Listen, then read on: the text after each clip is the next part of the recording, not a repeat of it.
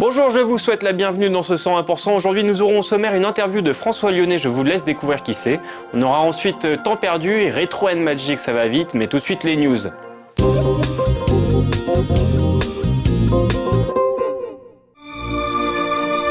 En son temps, Bad Company 1 avait rencontré un joli succès plutôt inattendu. Fort de ces résultats, EA et DICE ont mis en route un deuxième épisode. Et de manière assez logique, celui-ci réalise un véritable carton auprès du public. Bad Company 2, c'est en effet plus de 5 millions de jeux écoulés en à peine 2 mois, soit une vraie belle performance.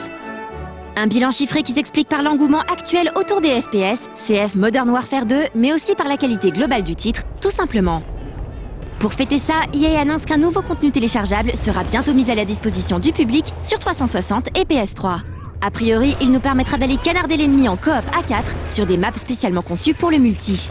Malheureusement, ni prix ni date n'ont été communiqués.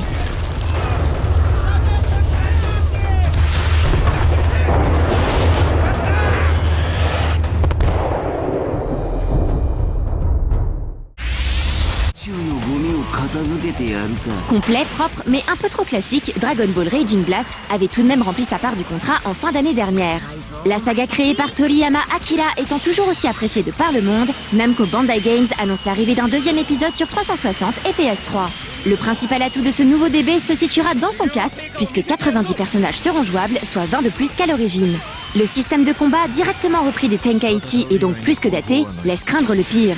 Évidemment, on est encore loin de la sortie du jeu, calée à l'automne aux États-Unis, donc un peu plus tard chez nous, mais on aimerait déjà savoir que Namco compte changer un gameplay quelque peu poussiéreux.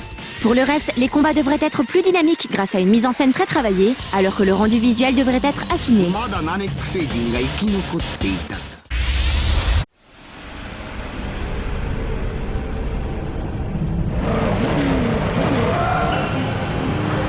Turn 10 avait promis d'alimenter Forza 3 en contenu au fur et à mesure du temps.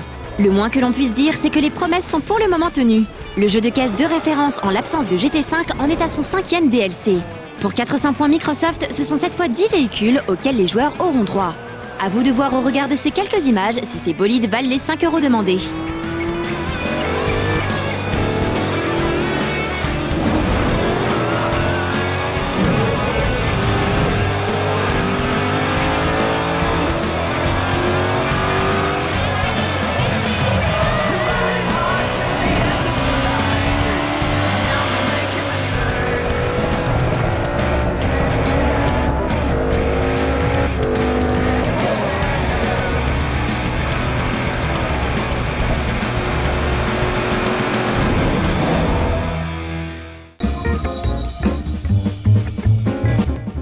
François Lyonnais, c'est un vieux de la vieille. Je vais vous laisser découvrir ça dans l'interview, mais moi j'ai envie de vous parler de Coup de cœur, un film qui s'appelle One by the Heart de Francis Ford Coppola qui a été tourné en 1982.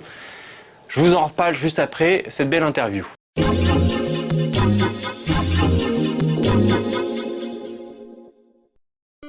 Voici une petite interview qui devrait faire plaisir et rappeler des souvenirs à bien des programmeurs en herbe. Fondée en 1999, ClickTeam est une société française spécialisée dans la création d'éditeurs de jeux vidéo, entre autres. La société, qui comprend 3 personnes en France, une en Angleterre et 3 aux États-Unis, est ainsi responsable des logiciels de création Click and Play, The Games Factory et Multimedia Fusion. Mais ces 2 principaux programmeurs ne sont autres que ses fondateurs, Yves Lamoureux et François Lyonnais. C'est ce dernier qui nous a fait le plaisir de passer à nos lives pour nous parler un peu de sa société, mais aussi de lui. Véritable pionnier de l'informatique personnelle, il crée des logiciels depuis 1983 et on lui doit par exemple le fameux STOS de l'Atari ST ainsi que l'Amos de l'Amiga. Alors les débuts de ClickTeam, donc avant que je m'associe avec Yves Lamoureux qui est mon associé principal, qui est l'associé principal de ClickTeam, j'étais à mon compte, j'étais auteur de logiciels et en fait moi j'ai toujours fait des générateurs de sprites parce que je faisais des jeux avant sur Commodore 64, sur Amstrad, donc j'ai toujours fait un générateur de sprites qui permettait de simplifier la programmation.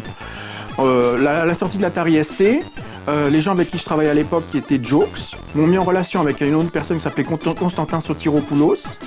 Et on avait décidé de refaire un système complet pour l'Atari, parce qu'on n'était pas très progressif à l'époque, on préférait le DOS. Donc lui, il était chargé de faire un DOS, et moi chargé de faire un BASIC. Et comme je faisais des jeux, j'ai fait un BASIC pour les jeux. Donc c'est là que ça a commencé. Donc le Stos, c'est pas du tout vendu en France, on en a fait 50 exemplaires, c'était vendu par Cédric Nathan à l'époque. Mais Jokes a emmené le Stos chez Europress Software en Angleterre, et ils ont immédiatement flashé sur le produit.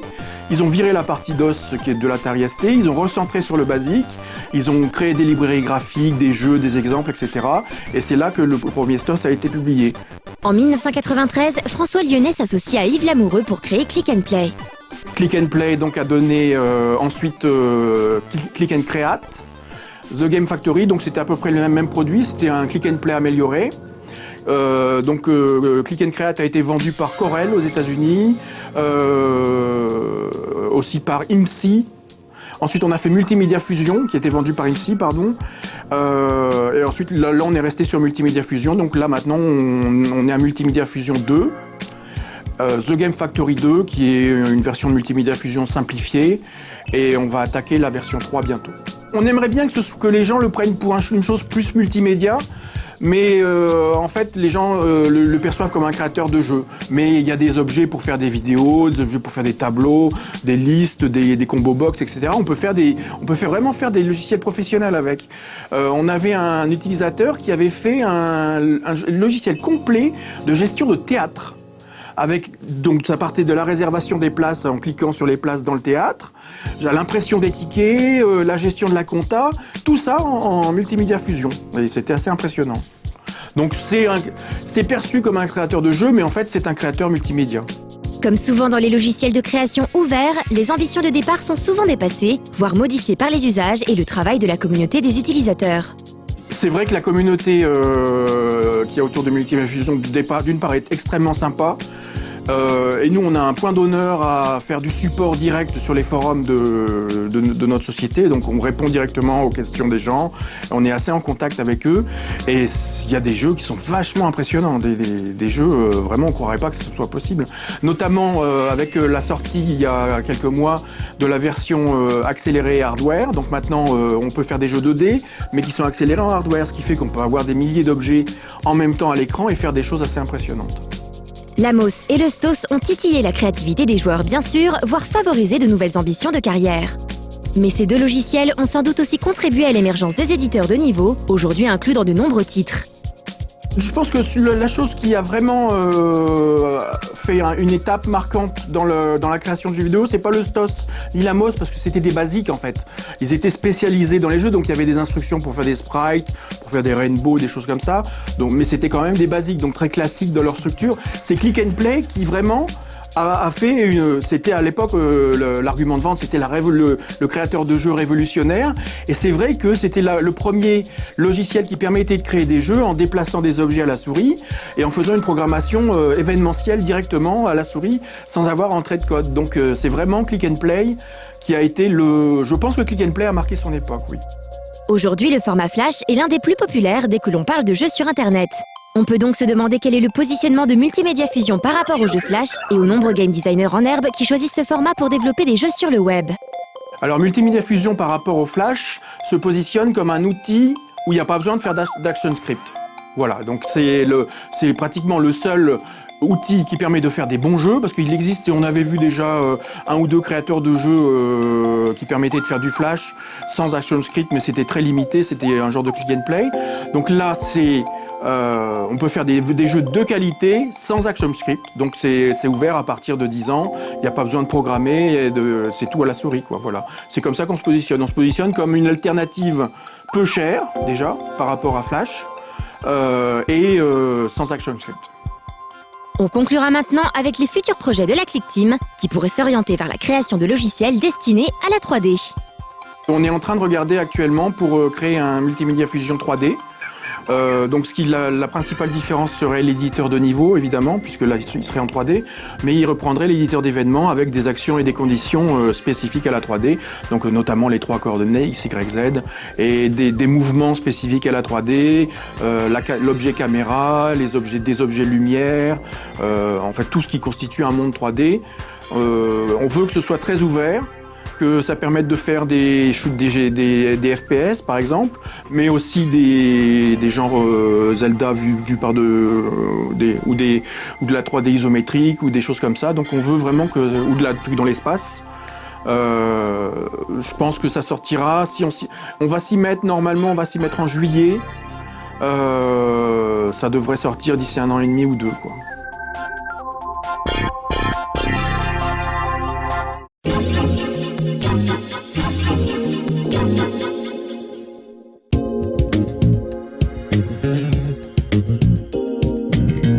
Donc avant de vous lancer Temps perdu, je vais donc vous parler de One by the Earth. Alors sachez que c'est un film qui a coulé entièrement Zoetrope, donc qui est le studio de production de Monsieur Coppola à l'époque. Et pourquoi ? Parce que ça a été tourné entièrement en studio. Et sachez que c'est un film que tous les étudiants de cinéma doivent voir à mon sens. Mais tout de suite, Temps perdu. Bonjour, vous allez nourrir et loger plein d'amis dans le besoin chez vous. C'est naturel, c'est beau la solidarité. Mais alors que faire durant vos heures supplémentaires ? Bienvenue.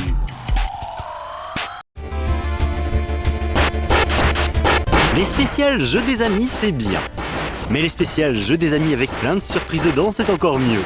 Commençons aujourd'hui par Ganon Benji. Ce dernier nous propose Fatherly Bonds da Game, dans lequel vous incarnez un gros tas de muscles qui va devoir taper sur plein d'autres gros tas de muscles, mais aussi, attention c'est incroyable, sur des petits tas de muscles. Original, non ? Bon, c'est plutôt bien fait, mais on regrette tout de même qu'il n'y ait pas réellement de but dans ce beat'em all, puisqu'il s'agit avant tout de faire du scoring. Mais précisons tout de même que notre ami Ganon Benji avait aussi proposé tout un tas d'autres trucs, mais qui étaient déjà malheureusement prévus dans la liste des jeux à venir de cette splendide émission. Crystal Blaze 35, quant à lui, nous conseille d'aller nous essayer au très nerveux Pixel Grower de Joey Betts. Comme toujours chez ce très prolifique développeur, ça va vite, très vite, avec plein de musique ultra techno qui tape en fond sonore. Le but est ici de ramasser un maximum de pixels blancs pour agrandir ce qui nous sert de plateforme, mais aussi et surtout pour ne pas perdre d'énergie. Bien sûr, plus vous tiendrez le coup, plus cela deviendra difficile et plus ça ira vite, trop vite. Stressant mais jouissif. Mais si m'envoyer des liens c'est déjà bien cool, aujourd'hui ce qui me plaît encore plus, c'est lorsque vous m'envoyez carrément vos propres jeux, vos propres créations.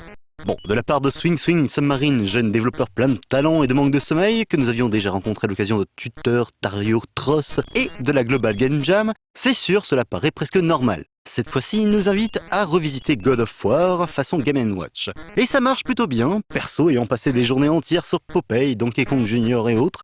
Franchement, j'adore. Enfin, il y a vaguement 2 mois, j'avais reçu un certain psychédélique Brainstorm de Kicker. Dans ce manic shooter extrêmement nerveux, une fois que vous aurez récupéré vos 2 rétines, vos tympans et tant qu'à faire les quelques millions de neurones qui auront fondu devant les 2 premières secondes de jeu, dans ce manic shooter, disais-je donc, vous découvrirez que vous n'êtes pas un si bon joueur que ça, que vous avez les réflexes de votre arrière-grand-mère, et que décidément, si vous voulez faire un score, il va falloir vous accrocher. C'est dur, super dur, mais c'est bon, très bon. Bon allez, je l'avoue, j'avais complètement oublié le mail que m'avait envoyé Kicker, donc mea culpa, pardon, excusez-moi, je ne le ferai plus. Désolé, si je mange, je vais chez ma mère. Ah, Temps perdu, la seule émission qui s'excuse publiquement pour gagner du temps, ce qui tombe plutôt bien car il ne faut pas oublier que, pour gagner plus, regardez la dernière surprise du jour, un temps perdu entièrement pas préparé par moi. Ah bah si je m'attendais. Bonjour! Vous êtes fan de Petit Jean Flash et l'animateur de votre émission favorite a insinué que vous ne pouviez pas faire l'émission par vous-même. Vous décidez alors, malgré vos moyens techniques à la ramasse, de prendre les choses en main durant vos heures supplémentaires. Si je vous dis va en enfer, vous me répondrez sûrement des noms d'oiseaux ou bien d'y aller le premier et vous aurez raison. Eh bien, détrompez-vous, il s'agit là de la signification du titre du jeu que je vous présente. Dans Go to Hell, vous incarnez un petit personnage tellement avide de s'enrichir qu'il creuse en direction de l'enfer dans le but de récolter des piécettes éparpillées sur sa route. Sur le papier, ça a l'air simple, et assembler un meuble en kit aussi. Pendant votre descente, vous devrez gérer votre santé, votre faim et votre oxygène, symbolisés par les 3 barres en haut à gauche. Mais, à l'instar de Boulder Dash, il faudra être attentif à ne pas prendre un gros rocher sur la tête. Il vous faudra aussi veiller à ne pas entraîner trop d'eau avec vous, car autant elle est utile pour éteindre les flammes et noyer les ennemis, autant elle a tendance à entamer votre oxygène, qui une fois vide entame votre santé, qui une fois vide entame vos vies. C'est bien rétro, bien stressant, mais le challenge est au rendez-vous. Après ça, quoi de mieux que de relâcher la pression en s'essayant à Armor Picross de chez Armor Studio, d'où le nom. Dans le Picross, que peut-être certains d'entre vous connaissent grâce au merveilleux Mario's Picross sorti en 95 sur Game Boy, il s'agit de marquer les cases en fonction des chiffres présents horizontalement et verticalement. C'est entre le Sudoku et le démineur. Personnellement, j'aime beaucoup, et pour plus de détails sur la manière de jouer, reportez-vous au How to Play. Et donc, dans Armor Picross, on commence doucettement avec du 5x5, puis ça se corsera avec du 10x10, pour enfin finir avec du 15x15, et là, c'est vraiment autre chose. Votre ego de gamer va en prendre un coup. Il y a chez le prochain jeu quelque chose que j'adore, c'est son nom. Super Viking Shark Punch Corpse Ride Mega Extreme 9000. Nom que je ne m'aventurerai néanmoins pas à prononcer. J'ai toujours aimé les jeux qui ne se prennent pas au sérieux mais qui le font de bien sérieuses manières, un peu comme No Life qui montre des trucs top lol mais de manière professionnelle. Ainsi dans Super Viking Shark Punch Corpse Ride Mega Extreme 9000. vous êtes un viking chevauchant un cadavre lancé dans les airs à pleine allure, devant trancher en deux des requins volants à l'aide d'un violent coup de poing placé en rythme dans leur mâchoire. Et oui, en rythme, car sous ces aspects de boucherie Nantnawak, Super Viking Shark Punch Corpse Ride Mega Extreme 9000. cache dans ses entrailles un rhythm game, type guitare héros. Malheureusement, c'est parfois dur de voir sur quelle ligne arrive le requin, mais on pardonnera à Super Viking Shark Punch Corpse Ride Mega Extreme 9000. ces imprécisions largement compensées par le délire proposé. You're not invited to my birthday party anymore. Et question boucherie, le roi c'est le zombie, et ça tombe bien car... Pour gagner plus, jouez plus. Eh, j'ai pas fini moi. Voilà, merci. Je disais donc que ça tombe bien car Zombie Exploder vous met dans la peau d'un petit gars bien agité qui, grâce à une extraordinaire facilité de scénario, se retrouve au 20e étage d'une tour infestée de zombies. Et comme il veut aller au rez-de-chaussée et qu'il n'a pas pensé à voir si l'ascenseur marchait, il va devoir se frayer un chemin à la force de ses bras, c'est tout un programme. Là où ce jeu devient vraiment intéressant, c'est que en plus d'être graphiquement très joli, les attaques se gèrent à la souris, puisque le point du perso suit le mouvement que vous faites avec votre mulot. Alors bon, c'est pas toujours précis, c'est assez répétitif, et après s'être tapé les 20 étages, on est récompensé d'une fin franchement décevante. Mais c'est un gameplay suffisamment novateur dans l'univers impitoyable du jeu Flash, pour au moins vous inciter à l'essayer. Et surtout, il a un gros avantage pour lui, c'est qu'il est franchement fun. Et là, je vais ruiner tous mes efforts et faire un enchaînement complètement pourri, car il ne faut pas oublier que... Pour gagner plus, jouez plus. Ah zut, j'ai oublié de placer Kawaii Kokinu quelque part. Ce film, c'est un petit peu finalement le baignure de Coppola. Et c'est ça qui est d'intéressant, c'est que par exemple, il y a énormément de plans de séquences. Alors il faut savoir qu'à l'époque, il n'y a pas du tout enfin, il y a très peu de trucage. Il y a juste du motion control de temps en temps, surtout dans le générique, qui est très beau d'ailleurs. Ce qui est intéressant, c'est que dans ces plans séquences, il y a des gestions de décors qui sont faits uniquement par des changements de lumière. Donc on est dans un décor, la lumière s'éteint, le personnage avance, la lumière se rallume, on est dans un autre lieu. Donc des changements de lieu juste dus à un changement de lumière. Et finalement, ça se revoit plus tant que ça dans le cinéma d'aujourd'hui. Alex me disait très justement, dans The Frighteners de Peter Jackson, on retrouvait ce genre de choses. Tant mieux que ça existe, sans doute Gondry le fait aussi. Bref, en attendant, on va regarder Retro and Magic, ce sera sur Donkey Kong Country. Là aussi, j'espère que notre ami Pierrot va nous parler de technique, parce qu'on aime bien ça sur No Life.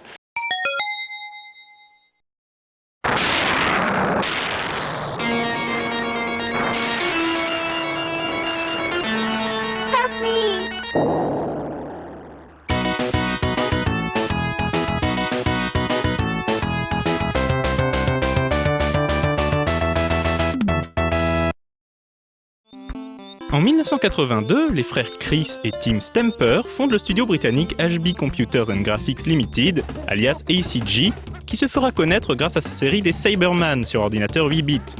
Une série composée de Cyberwolf, Underworld, Nightlore et Pentagram. À la fin des années 80, ACG devient Rareware, un nom qui entrera dans la légende grâce à son partenariat avec Nintendo sur la série Donkey Kong Country.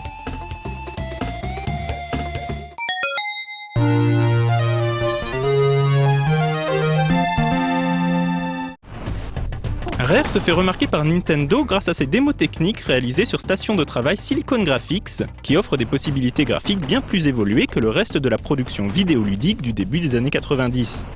Nintendo acquiert donc 25% des parts de la société et met les frères Stamper au travail sur un revival de Donkey Kong. Donkey Kong Country propose un gameplay sans rapport avec l'original sorti en arcade 13 ans plus tôt.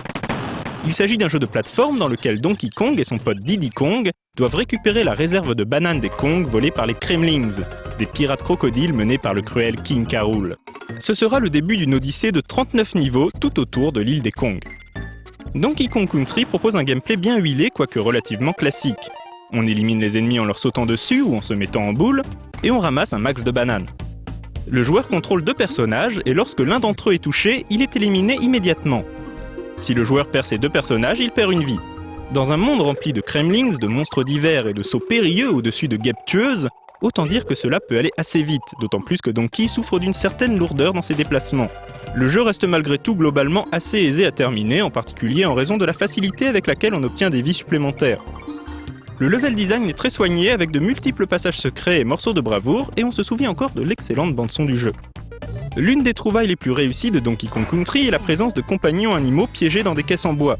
Au fil des niveaux, Donkey et Diddy pourront grimper sur le dos de Rambi le rhinocéros, Expresso l'autruche, Engarde l'espadon, Winky la grenouille et Squawks le perroquet. Certains stages ne peuvent être franchis qu'en maîtrisant les capacités de ces différentes bestioles.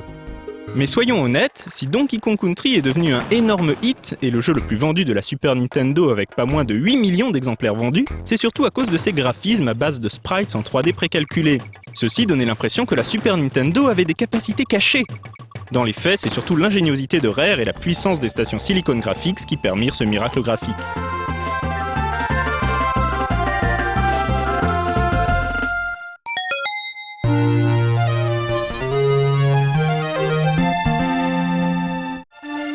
La suite de Donkey Kong Country arrive 1 an plus tard sous le titre Diddy's Kong Quest. Le gameplay n'a pas franchement changé, pas plus que la technique toujours aussi saisissante visuellement. On y incarne cette fois-ci Diddy Kong et un nouveau personnage, Dixie Kong. La différence entre les 2 personnages ne se contente plus d'être uniquement cosmétique mais change également leurs capacités. Ainsi Dixie peut planer quelques secondes en faisant tournoyer ses cheveux tel un hélicoptère. Après avoir vaincu K. Rool sur son bateau pirate à la fin du premier épisode, celui-ci revient pour se venger et parvient à enlever Donkey. C'est donc à Diddy et Dixie de sauver le roi des Kong en pourchassant les Kremlings jusqu'à leur repère toxique de Crocodile Eye. Diddy's Kong Quest a également marqué pour sa bande-son exceptionnelle signée David Wise, qui contient certaines des plus belles musiques jamais entendues sur Super Nintendo, ce qui n'est pas peu dire au vu du palmarès de la console en termes de soundtracks d'exception.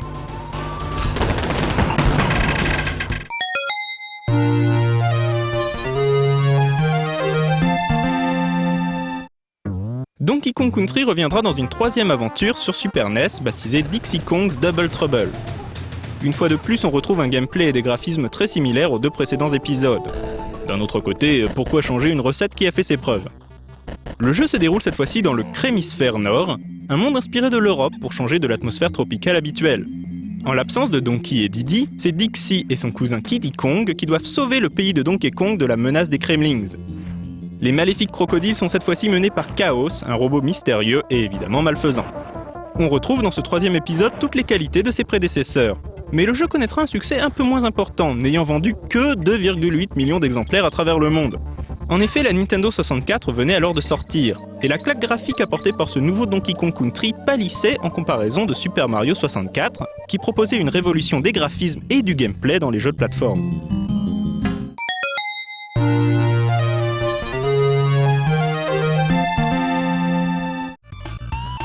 La série Donkey Kong Country fait partie des classiques de la plateforme sur Super Nintendo. Rare continuera à réaliser des jeux de plateforme de qualité sur Nintendo 64, avec la série Banjo-Kazooie, Jet Force Gemini et bien sûr Donkey Kong 64. En 2002, le studio britannique sera racheté par Microsoft pour développer sur sa console Xbox. Mais pour beaucoup de joueurs, la meilleure période de Rare reste sa période Nintendo.